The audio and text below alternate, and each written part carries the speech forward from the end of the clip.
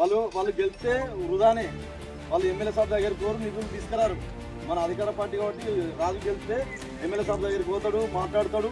మనకి ఏ అవసరం ఉన్నా ఎల్ఓసీలు కానీ, ఆరోగ్యశ్రీ విషయంలో కానీ, ఇందిరమ్మ ఇల్లు కానీ, సీసీ రోడ్లు కానీ, ఇప్పుడు రేషన్ కార్డులు వాళ్ళు 10 సంవత్సరాల నుండి రేషన్ కార్డులు ఇచ్చి ఇయ్యలే టీఆర్ఎస్ ప్రభుత్వం. ఇవాళ మన కాంగ్రెస్ పార్టీ ప్రభుత్వం వచ్చింది, రేషన్ కార్డు కూడా ఇస్తున్నారు.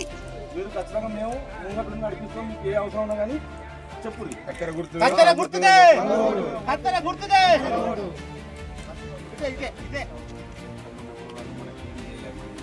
మన కాలనీకి సీసీ రోడ్లు అన్నారు, ఏం తీసుకురాలేదు. బ్రిడ్జ్ అన్నారు, బ్రిడ్జ్ తీసుకురాలేదు. రేషన్ కార్డులు అనేవి ఇవ్వలేదు. మొత్తం మనకు సీఎం ఫండ్ అంటే కూడా అప్పుడు ఏం తినలేదు 10 ఏళ్ళ. మరి ఇప్పుడు మేము ఉన్న అధికారంలోకి వచ్చినాక రాజు కానీ మేమందరం కానీ ఒక 60-70 రేషన్ కార్డులు కొట్టించినాము. ఒక 100 దాకా సీఎం ఫండ్ తీసుకొచ్చినాము.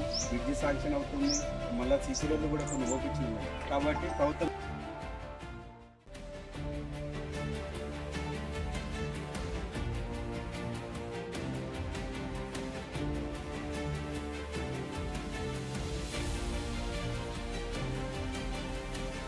కత్తెర గుర్తు మీద ఓటేసి గెలిపిస్తేనే మనకు